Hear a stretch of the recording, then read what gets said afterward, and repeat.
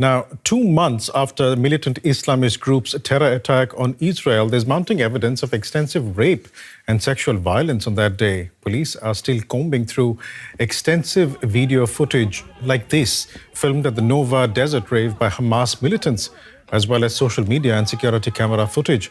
But it has been difficult to collect evidence because most victims were murdered by their attackers.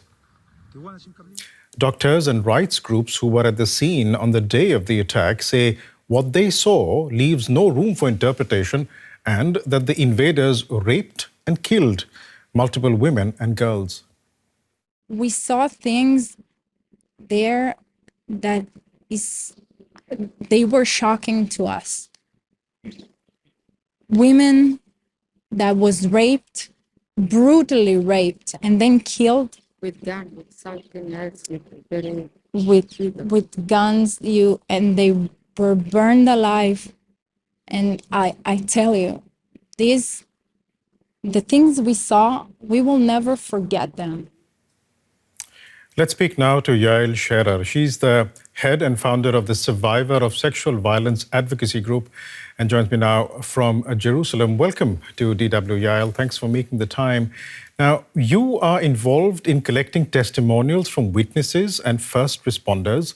What have you learned about the scale of sexual violence that was committed on the 7th of October? I work with other organizations and all branches of government, and this investigation has just started. We have a police investigation. This police investigation is towards having court cases against people who were caught alive on that day, terrorists, Hamas operatives. And the testimonies that were collected were quite shocking. We have now both Hamas footage and our own footage of first responders that shows crime scenes where people, both men and women, were raped and sexually abused. The bodies came in such a horrible, horrific condition. And we do have eyewitnesses accounts, people who saw other people being raped and abused, and also a small number of survivors, both genders. How hard is it to collect and collate this proof and present it in a court of law and be sure that this will stand scrutiny in a court of law, simply because most of the victims did not survive the acts of sexual assault that we're talking about?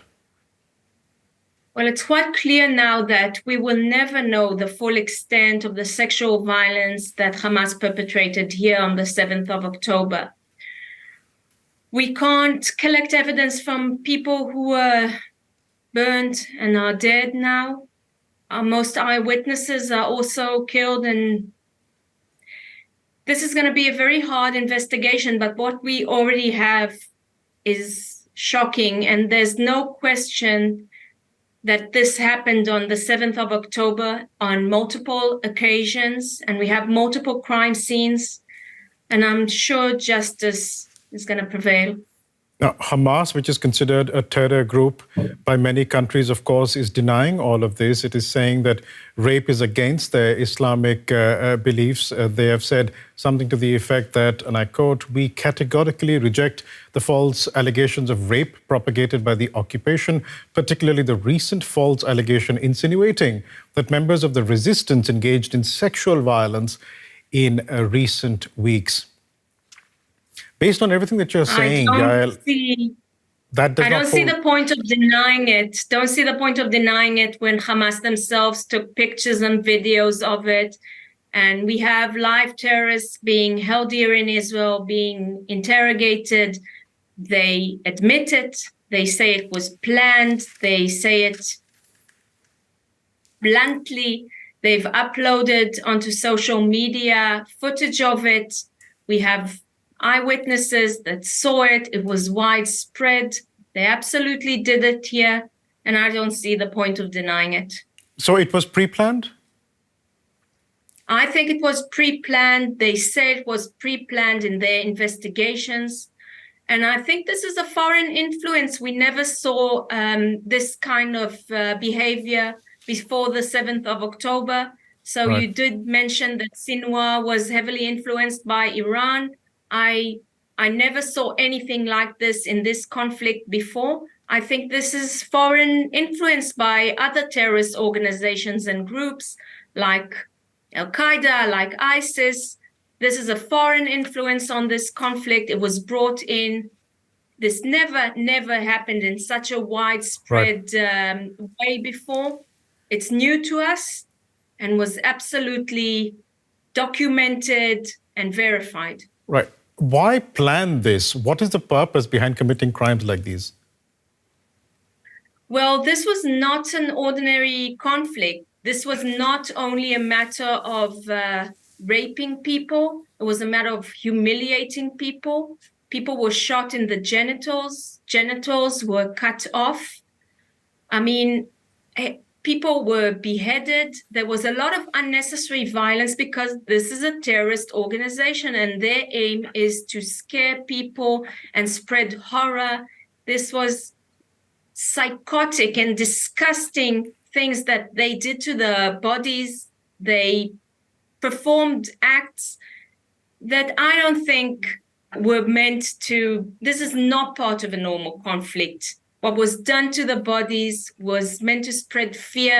Right. It was sadistic, disgusting. Do you think it'll be possible to bring the perpetrators to justice? We'll see. The police investigation it just started. I mean, of course, this is going to be brought to a court of law in front of the judge, and people are going to get defense lawyers and prosecutors, and we'll see what happens and what comes of it. A lot is yet to be published. Yael, you're also working with survivors of these brutal crimes, people who witnessed the horror that you speak about, but this horror that was committed against their friends, against relatives. How are these survivors coping? No, I've not spoken to anybody in general. I've just been advising and working with the government on the care that they deserve. They are all very traumatized by these events, which is understandable. Not only were they victims of this brutal act, people that they know were killed and murdered or kidnapped. They're not living at home. Their homes were burnt down. They can't return. So they're going to have a difficult time in front of them. And I know that we as a state, as a country, as a society, we're going to support them. We'll leave it there for the time being, but thanks so much for joining us and speaking to us today. Yael Shera, head and founder of the Survivor of Sexual Violence Advocacy Group. Thank you so much, Yael. Thank you. Well, Israel has accused the UN and many women's rights groups of ignoring or playing down sexual violence committed against Israelis on the 7th of October. Me Too, Unless You're a Jew was one of the chants at protests outside the UN headquarters in New York and on social media campaigns like this. Music festival. We heard gunfire and everyone was running. I started running and then he grabbed me. He yelled something in Arabic and then he ripped my... Sorry to interrupt you. You said he was yelling in Arabic. Yes. So he ripped my pants and then he just... Sorry, I just need a bit of background here. Are you Israeli? Yes. And your rapist was Palestinian? He was a Hamas terrorist. Okay, just, this is a bit awkward, but we can't help you. But I was raped. Do you have any proof? Yes, he filmed it. Yes, hello, global police. Don't take it personally. Management decided that all violence against Israelis is legitimate resistance. Well, Alona Haggai-Frey is a research fellow at the Jewish People Policy Institute and author of the book Sex and Gender Crimes in the New International Law. She told DW how she views the international reaction to October the 7th. This is such an important issue. It must be addressed by the media. It must be addressed by the entire international community. The world must wake up. The human rights organization must wake up. And first and foremost, the women's rights organization must wake up. So maybe it's answer your question. The reaction was silent, complete silent. It was devastating because the promise of the human rights organization, and especially the women rights organization, is to protect all women. And the silence was a terrible betrayal. Only after 6 weeks, after we shove all the evidence in the face, as you can see, the evidence is all over the place. We can see the videos, we can see the testimonies, even though the reaction was very weak.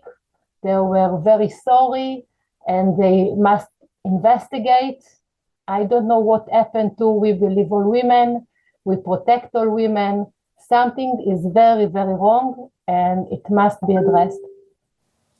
Well, let's take a closer look with Celine Bardet, who's a war crimes expert and founder of the NGO We Are Not Weapons of War. She joins us from Paris. Welcome to DW. So we've heard there the criticisms of many Israelis of the UN and rights groups for apparently playing down the sexual violence committed on the 7th of October. Do you think that criticism is justified?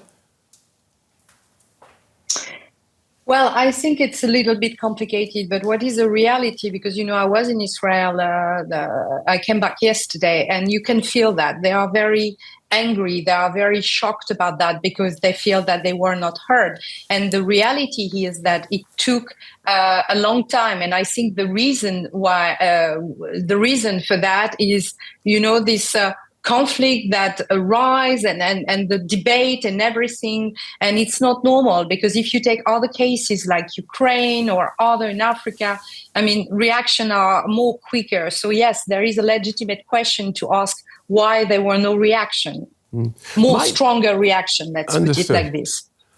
Might that be because first of all, of course, the attack took everyone by surprise. And then, of course, there was the shutdown of the area. I know journalists have been allowed to get in, so the world only gets to know about it when Israel releases the images.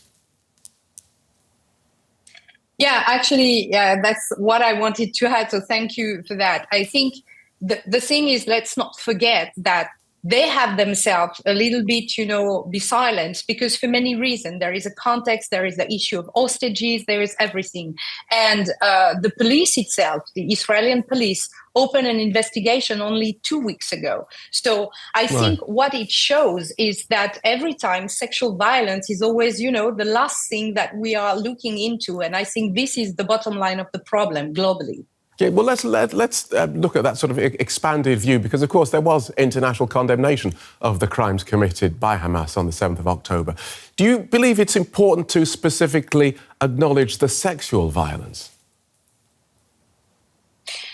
Yeah, I think it is. And my NGO, every moment there is a crisis or a conflict or, extreme violence somewhere.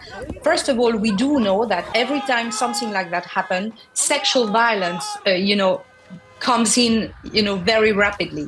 We know that by experience in many conflicts. The fact is that for Israel, it didn't happen before like that. So that might be an issue. But of course, it is important. We should know now by experience that when you have a mass crime or something like that, you need to look at sexual violence and you need to ask for investigation on that. And this was not done.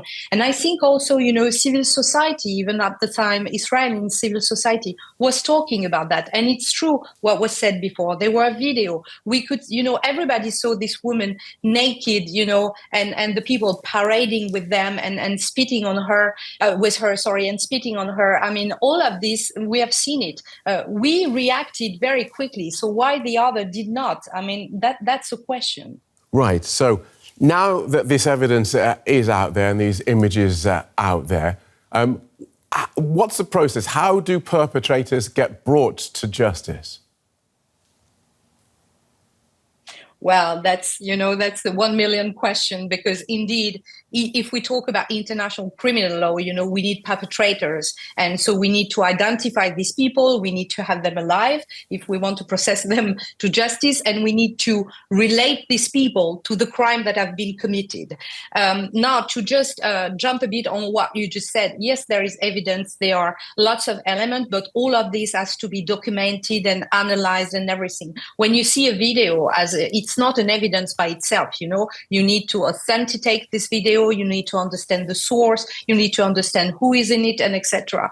But yes, the question of justice is very complicated. But you know, there's not only a question of justice for people, and especially women who go through sexual violence, as I see, you know, in many conflicts. They need to feel supported. It's very important. So there is you know, there are steps between something happen and justice all along, and maybe never happen, but then there are steps between. There is documentation, there is, you know, talking about it. We need to say it happened because it did happen, and that's very important for them and for all of the world to understand that. Thank you for outlining that so clearly for us. Celine Bardet from the NGO We Are Not Weapons of War. Thank you.